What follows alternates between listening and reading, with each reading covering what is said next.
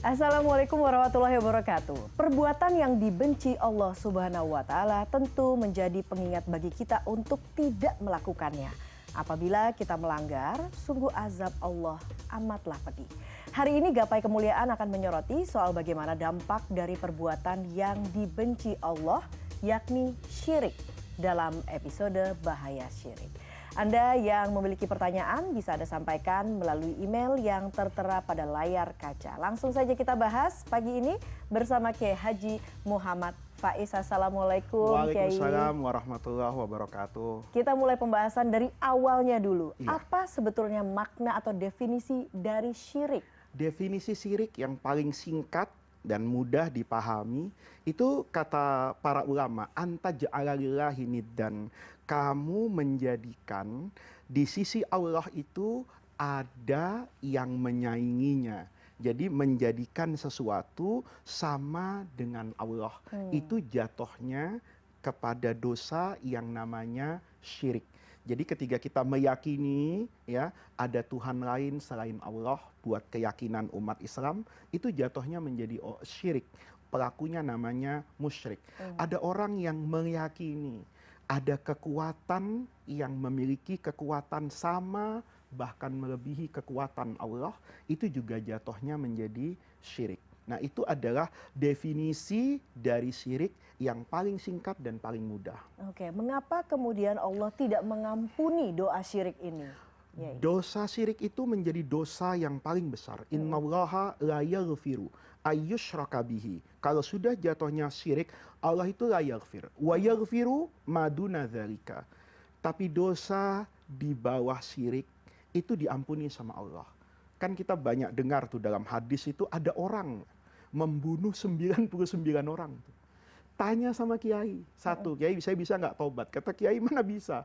Sudah bunuh 99. Orang itu emosi, fakam malah bihil mi'ah. Kiainya dibunuh sekalian, jadi 100. Iya. Tanya sama kiai yang satunya, bisa. Asal kamu bertaubat kepada Allah, pindah dari kampung. Orang ini kemudian nurut sama kiai yang kedua tadi. Dia pindah dari rumahnya. Di tengah jalan dia meninggal. Maka ketika dia meninggal turun ini unik ini, malaikat rahmat dan malaikat azab. Malaikat azab siap bawa dia ke neraka. Kata malaikat rahmat nggak bisa. Ini saya dapat WhatsApp bahasa bercandanya dari malaikat Jibril suruh bawa ke surga. Kata yang itu kok bisa? Nggak pernah sholat, nggak pernah wudhu, bunuh 100 orang, bayangin. Tapi kan kata Allah ya sudah.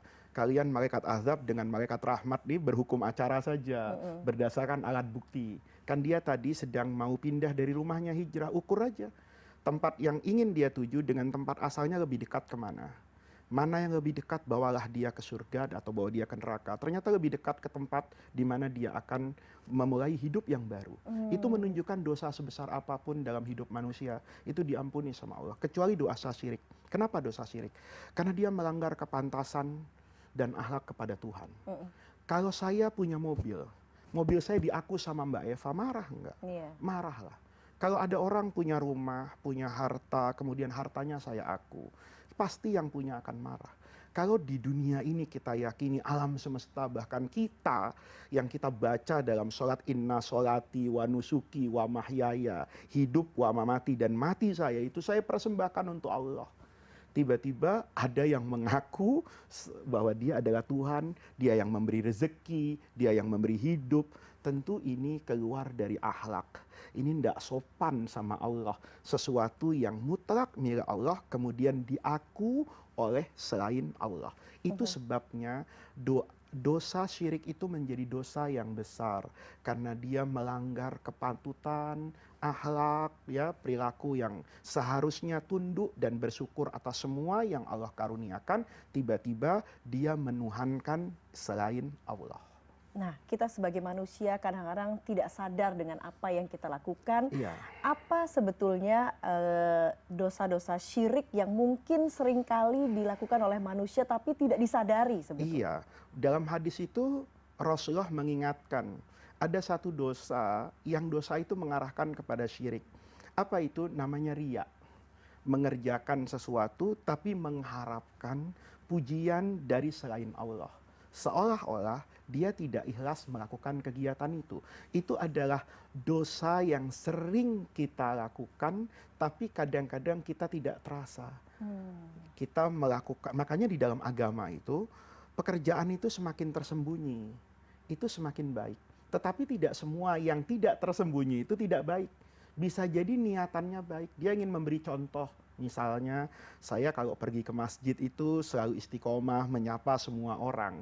Tapi niatan saya agar semua orang itu tertarik mengikuti saya untuk ke masjid. Nah, di sini yang namanya syirik, ini satu-satunya dosa yang tahu hanya Allah. Malaikat itu kan hanya mencatat, saya sholat, saya puasa, saya zakat. Tapi motivasinya murni karena Allah atau bukan, itu yang tahu hanya Allah. Nah, oleh karena itu, dosa yang mungkin kita lakukan, yang kita tidak pernah sadar, misalnya kita marah dengan apa yang menjadi takdir kita. Itu kata Rasulullah misalnya, ada orang yang ketiga ditinggal oleh kerabat dekatnya wafat, kemudian dia menangis. Menangis dalam artian memaki-maki Allah. Mengapa orang ini yang diambil? Mengapa saudara saya? Di mana keadilan? Nah, yang seperti itu kemudian melakukan tindakan yang berlebihan, menarik-narik rambutnya, kemudian menyobek-nyobek bajunya, atau melakukan kata-kata yang menunjukkan ketidakpuasan dia dengan apa yang menjadi takdirnya, itu juga dosa yang cukup besar. Nah, sebaliknya kan, ketika Nabi melarang untuk menangis, tahu-tahu ada bayi yang sudah sakaratul maut dalam kondisi yang sudah parah, digendong oleh Nabi minta didoakan. Nabi itu menangis, mengeluarkan air mata. Maka sahabat Umar tuh nanya, ya Rasulullah, katanya dilarang menangis kepada menangisi orang yang mau meninggal. Kata Nabi, ini bukan nangis yang dimurkai Allah, ini adalah rahmat yang Allah titipkan di dalam hati setiap orang yang memberikan rasa sayang kepada sesamanya. Jadi di sini kita diajarkan bahwa untuk memvonis orang itu syirik atau tidak syirik itu harus hati-hati. Karena bisa jadi pekerjaan yang kita lihat itu seolah-olah orang tadi itu ingin mencari muka orang lain. Tapi kita nggak pernah tahu kan motivasi sesungguhnya, latar belakang orang tadi. Jadi di sini para ulama itu sangat hati-hati memvonis orang itu sebagai orang musyrik. Karena kalau musyrik ini kan keluar dari Islam. Maka orang, tradisi para ulama itu lebih sering membahas persoalan itu dari aspek salah dan benar. Bukan dari aspek syirik dan iman. Karena kalau salah itu lawannya benar, itu tetap punya kemungkinan masuk ke dalam surga. Tapi kalau sudah vonisnya menjadi syirik, itu vonisnya adalah keluar dari ajaran agama Islam. Baik, kita akan lanjutkan lagi, Yai, tapi kita harus break terlebih dahulu. Jangan kemana-mana, Gapai Kemuliaan akan kembali sesaat lagi.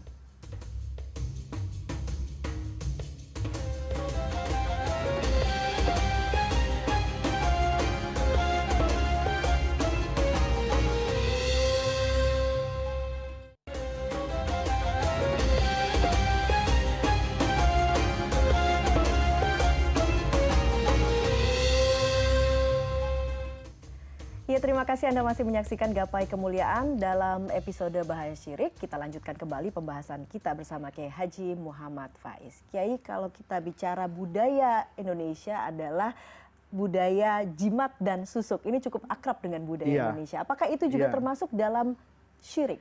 Sederhananya, setiap orang yang meyakini benda apapun, orang siapapun memiliki kekuatan yang sama dengan kekuatan Allah, yang sama dengan kuasa Tuhan, maka jatuhnya syirik.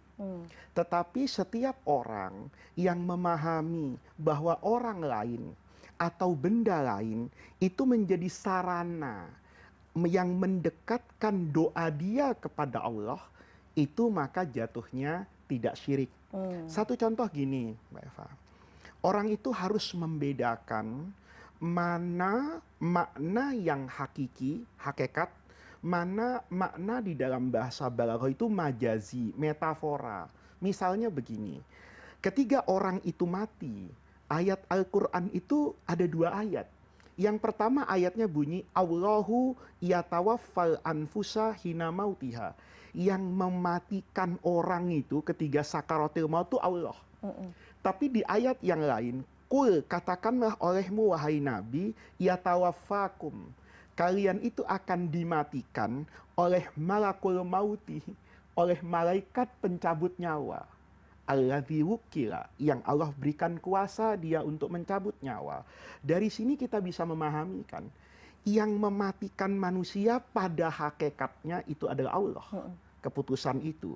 Tetapi malaikat maut itu menjadi sarana untuk mencabut apa ini? Nyawa. Nah, oleh karena itu kita bisa katakan dari memahami dua ayat ini bahwa ada sesuatu yang memang mutlak harus kita yakini menjadi milik Allah. Menghidupkan, mematikan, memberi rezeki, misalnya menyehatkan. Tetapi ada sarana yang Allah buat sebagai pendelegasian sunnatullah, hukum Allah kepada barang atau kepada orang. Misalnya begini, sering orang memahami surah Al-Fatihah, iyyaka na'budu wa iyyaka nasta'in. Kalau minta tolong itu hanya sama Allah. Iya. Hadis juga bunyi begitu, idza sta'anta, kalau kamu minta tolong, fasta'in billah. Maka kamu harus minta tolong kepada Allah. Pertanyaannya, kalau rumah kita kebakaran, kita teriak-teriak, ya Allah, apa panggil pemadam kebakaran? Pemadam kebakaran. Kalau ada orang sakit di rumah sakit, sering sekali ada orang mengatakan, dokter tolong dokter. Dengan segala kemampuan yang dokter miliki, sembuhkan adik saya misalnya. Nah, ketika ada kata-kata gitu, jatuhnya musyrik atau enggak? Nah, ini cara pandangnya. Ada orang mengatakan tidak. Selama dia yang meyakini bahwa yang menyembuhkan pada hakikatnya adalah Allah. Tetapi Allah juga membuat sistem dalam hidup ini. Kalau mau pintar, belajar. Yang membuat saya jadi seperti hari ini, itu kan pada hakikatnya Allah. Tapi sarana yang harus saya tempuh, belajar. Saya mengatakan kepada guru saya, terima kasih Pak Guru yang telah mengajarkan begitu banyak ilmu kepada saya. Pada hakikatnya ilmu itu dari siapa? Dari Allah kan? Nah, yang seperti ini kita harus bijaksana ketika membahas apakah sesuatu itu jatuhnya kepada syirik atau sebenarnya orang itu sedang berwasilah mencari sarana yang sarana ini diyakini dekat kepada Allah dan akan mendekatkan doa dia kepada Allah. Jadi tidak begitu mudah sebetulnya untuk memvonis sesuatu itu jimat, susuk itu syirik atau tidak begitu ya. Iya. Tergantung. Ada pakem dan ada aturannya. Baik, baik Yai. Kita akan langsung melihat tayangan untuk mendengarkan pertanyaan dari netizen yang masuk. Kita akan saksikan tayangan berikut ini bersama. Assalamualaikum, izin bertanya Pak Ustadz. Di tanah air kita tercinta, lazim terjadi orang-orang pergi ke orang pintar atau sering kita sebut sebagai dukun untuk bertanya banyak hal, seperti bertanya terkait nasib, untuk membantu jambi-jambi jodoh, dan juga untuk bahkan menanyakan orang-orang hilang. Nah, terkait hal itu, bagaimana sih hukumnya Pak Ustadz? Nah, ini menarik sekali, dekat juga dengan budaya Indonesia. Iya. Jadi orang itu kalau kemudian datang ke seseorang, kemudian dia meyakini bahwa orang inilah yang punya kemampuan untuk menyembuhkan orang tadi, maka dia jatuhnya menjadi musyrik.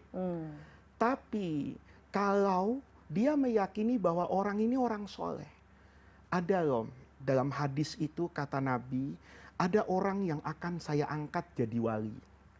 Nih, tapi wali itu bukan kemudian yang bisa terbang, yang nggak mempan ditusuk misalnya. Bukan itu saja karomah gitu loh. Kata Rasulullah, setiap orang yang mendekatkan diri kepada Allah, yang kemudian menjadikan yang wajib-wajib itu dikerjakan secara sempurna. Bahkan amalan itu tidak lagi dia bedakan. Mana sholat wajib, mana sholat sunnah. Kita kalau ibadah kan masih kita pilih-pilih. Sunnah ya, udah nggak usah dulu, wong cuman sunnah. Kan begitu, jangankan itu, bahkan yang fardu kita tinggalkan. Nah, ini ada orang yang ketika beribadah itu dia tidak lagi melihat wajib, sunnah, atau mubah. Tapi yang dia lihat adalah Allah. Maka kata Rasulullah, nanti orang itu Allah jaga mulutnya, Allah jaga matanya. Dia tidak mungkin berkata-kata yang salah. Misalnya gini Mbak Eva, saya bertamu kepada seseorang, tahu-tahu orang itu nepuk pundak saya. Yang sabar ya, Begitu saya pulang, sapi saya mati. Saya kemudian mengatakan, orang itu hebat ya, tahu kalau sapi saya mati. Ketika saya berkeyakinan dia tahu sapi saya mati, ajalnya mati, jatuhnya musyrik. Tapi ketika saya meyakini bahwa orang ini diberitahu oleh Allah, diberitahu dan dijaga mulutnya, kan Allah jaga mulut dia, tidak mungkin berkata bohong. Ketika dia mengatakan yang sabar, kalau kemudian tidak terjadi apa-apa, saya kan bertanya-tanya, tadi kenapa ya ngomong yang sabar ya? Tahu-tahu ketika sapi saya meninggal, itu saya yakin, oh iya ya, orang tadi diberitahu oleh Allah karena kesolehannya, karena sholatnya, karena puasanya. Nah, ketika saya punya masalah ini, kan kita sering juga toh dalam keseharian minta doa sama orang soleh. Saya kan ngerasa, ya Allah, kalau saya yang berdoa mana didengar. Saya bilang sama orang yang saya yakini orang soleh. Ada di rumah saya misalnya orang yang selalu membersihkan masjid selama 40 tahun. Orang yang dalam hidupnya cuma jadi muadzin tuh. Tapi berpuluh-puluh tahun istiqomah, setiap adzan dia adzan. Saya merasa ini orang pasti Allah kasih keistimewaan. Saya datang, Pak, tolong doakan saya. Pak, tolong minta petunjuk kepada Allah. Di mana kira-kira anak saya yang hilang? Dia berdoa kepada Allah. Kemudian bisa saja toh, bagian dari wali itu namanya karomah, keistimewaan. Dia kemudian tunjuk, cari anakmu di sana. Tiba-tiba ketemu. Saya yakin ini berkat doa dia kepada Allah, tidak syirik. Tapi kalau saya yakin ini luar biasa ilmunya, nah itu jadi syirik. Baiklah, menarik sekali Kiai. Tapi kita harus break dulu. Kita akan kembali sesaat lagi. Jangan kemana-mana. Gapai Kemuliaan akan kembali sesaat lagi.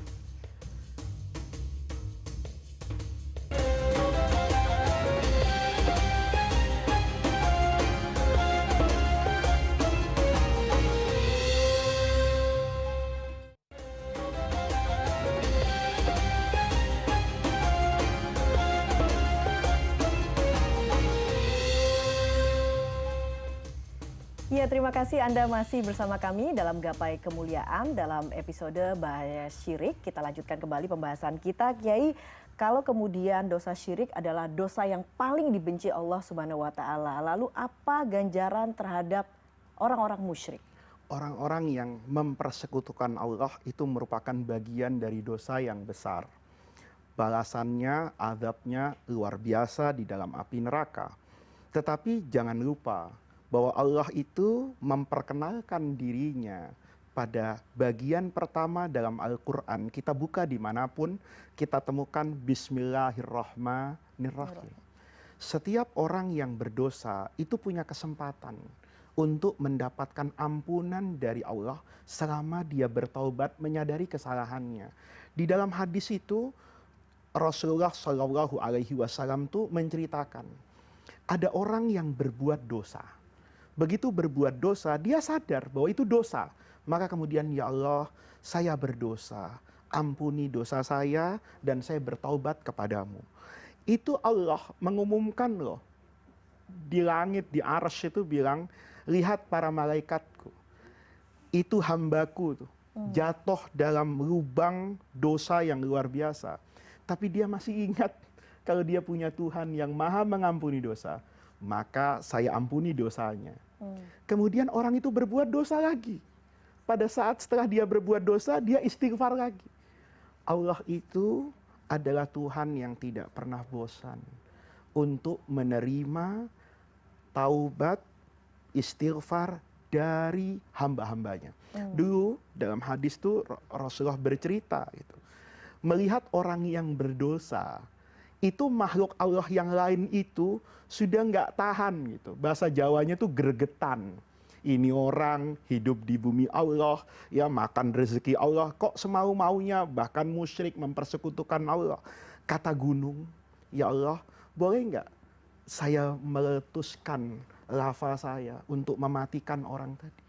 Laut itu bergejolak, ya Allah, yang kayak begini ini saya kirim tsunami aja ya. Kata angin, saya kasih puting beliung ya. Kata bumi, saya bergerak ya. Kata Allah, jangan. A'antum khalaqtumuhu. Memang kalian yang menciptakan mereka. Saya yang menciptakan mereka. Karena saya yang menciptakan mereka, maka saya ciptakan mereka itu dengan rahmat dan kasih sayang saya. kemanapun mereka berlari dengan maksiatnya, saya selalu mengejar, kata Allah ini, dari belakang untuk dia taubat. Makanya di dalam hadis dikatakan, kalau ada orang yang berusaha mendekat kepada Allah dari jarak misalnya 1 tangan begini, maka Allah akan lebih dekat dari dia. Kalau dia mendekat 1 dari begini ukuran ini, maka Allah akan lebih dekat kepada dia. Kalau dia mendekat kepada Allah dengan berjalan, maka Allah akan mendekat kepada dia harwalatan. Harwalah itu berlari kecil. Kalau orang tadi mulai berlari, maka Allah akan sprint, tuh kayak pelari 100 meter itu. Artinya apa? Tidak ada dosa yang tidak diampuni oleh Allah selama orang itu kembali kepada Allah. Begitu dia melakukan kesyirikan, maka dia berikrar mentauhid kembali kepada Allah. Ketika dia sudah berikrar itu, maka dia sudah menjalankan apa yang menjadi kewajibannya. Diampuni atau tidak diampuni, itu bukan urusan Muhammad Faiz. Ya. Itu urusan Allah Subhanahu wa Ta'ala, selama orang tadi sudah menjalankan prosedur agama di mana dia bertaubat kepada Allah. Nah, kalau syirik adalah dosa yang paling dibenci Allah, bagaimana caranya bertaubat dari syirik ini supaya diterima dan mendapatkan ridho dari Allah? Selalu mengingat kebesaran Allah, selalu melihat Allah yang maha baik. Kita ini suka ngelirik itu karena kadang-kadang tidak bersyukur dengan kecantikan istri. Suka melirik suami orang itu karena melihat kekurangan pada diri suaminya kan. Tapi kalau kita selalu melihat keindahan pada istri kita, pada suami kita bisa lurus kok. Selama kita bisa mengingat, kita pandang setiap malam istri kita yang tidur misalnya, ya Allah ini perempuan gak ada hubungannya dengan saya, tapi mau melahirkan anak-anak saya, mau membesarkan, maka ingat semua seperti itu. Maka yang selalu dia lihat itu adalah istrinya. Kita kan begitu kepada Allah. Kita ini sering lupa, yang ngasih segala-galanya itu Allah. Tapi yang kita lihat tuh orang lain. Kita lupa berterima kasih kepada Allah, tapi kita kadang-kadang perlu sujud dan menunduk kepada atasan. Coba misalnya ada ajudan dipanggil sama atasannya, biar sedang makan es, makan nasi goreng, dia tinggalin itu. Siap Pak, bahkan bukan cuma siap Pak hari ini, siap salah. Padahal dia belum salah itu, tapi sudah berani mengatakan siap salah. Sementara panggilan Allah, ada anak yatim lewat, ada fakir miskin di tepi jalan, itu kan seolah-olah Allah sedang menyapa kita. Faiz, itu ada tiket ke surga loh. Kamu lihat orang yang lemah itu, ekonominya, berharap mendapat bantuanmu. Nah, ketika kita melihat Allah selalu yang maha baik, maka kita pasti akan dijauhi dari sifat syirik tadi. Kita akan selalu melihat ini Allah, ini yang ngasih Allah, ini kekuatan punya Allah. Maka kemudian kita tidak berusaha melawan Allah Subhanahu wa Ta'ala. Di akhir zaman nih kan, kekurangan kita kan ketundukan hati. Karena semua bisa kita lawan. Jarak dilawan dengan transportasi, panas dilawan dengan AC, AC dilawan dengan heater, kedokteran begitu maju. Sehingga kadang-kadang kita tanpa sadar itu jatuh kepada sesuatu yang bisa mengantarkan kita, walaupun tidak musyrik, tapi dapat substansi kemusyrikan itu sendiri. Kita lupa kepada Allah. Kita sering misalnya ketika ada gempa bumi, ketika ada bencana alam, kita meningkatkan kualitas alat-alat canggih yang bisa mendeteksi itu. Tapi lupa bahwa semua itu kan punya Allah. Bumi Cianjur itu punya Allah. Yang menggerakkan itu Allah. Kalau kita meyakini bahwa Allah yang maha segala-galanya, itu tidak akan terjadi. Dulu Imam Ghazali itu punya tamsil. Punya tamsil bahwa kita itu harus meyakini yang punya itu adalah Allah. Kata Imam Ghazali, kalau kamu melihat ada anjing yang besar dan siap menerkam kamu, cara yang paling efektif untuk melawan anjing itu apa? Ada yang menjawab berlari, melawan. Kata Imam Ghazali, enggak. Kamu cari yang punya. Begitu kamu baik sama yang punya. Yang punya bilang, kamu jangan gigit. Maka kekuatan anjing itu menjadi hilang. Walaupun dia kuat untuk menggigit. Kenapa? Karena ada yang punya. Nah, sama dengan kita, untuk menjauhi kita dari terjerumus kepada dosa kemusyrikan, kita harus selalu melihat Allah, mengingat Allah dengan segala sifat dan kekuasaannya. Baiklah Kiai, tidak terasa Kiai, kita sudah sampai di penghujung program Gapai Kemuliaan. Dan sebagai penutup seperti biasa Kiai Haji Muhammad Faiz akan menyampaikan doa penutup. Silakan Kiai. Para pemirsa sekalian, mari kita berdoa kepada Allah Subhanahu wa taala dengan niatan mudah-mudahan kita dijauhkan dari sifat kemusyrikan, dari perilaku yang menjurus kepada syirik, kita didekatkan oleh Allah kepada keimanan, keislaman dan keihsanan. Jadikan hati kita semua hati yang selalu tunduk dan mengingat Allah Subhanahu wa taala. Rabbana atina min ladunka rahmah wa hayyi lana min amrina rasyada. Allahumma la tahrimna khaira ma indaka li syarri ma indana. Mudah-mudahan Allah Subhanahu wa taala senantiasa membersamai kita menuju ridhonya. Allahumma amin. Amin amin ya rabbal alamin. Semoga Allah ijabah doa-doa kita. Dan usai sudah perjumpaan kita hari ini pemirsa, saya Eva Yunizar dan Kiai Haji Muhammad Faiz undur diri. Sampai jumpa di gapai kemuliaan berikutnya. Wassalamualaikum warahmatullahi wabarakatuh. Waalaikumsalam.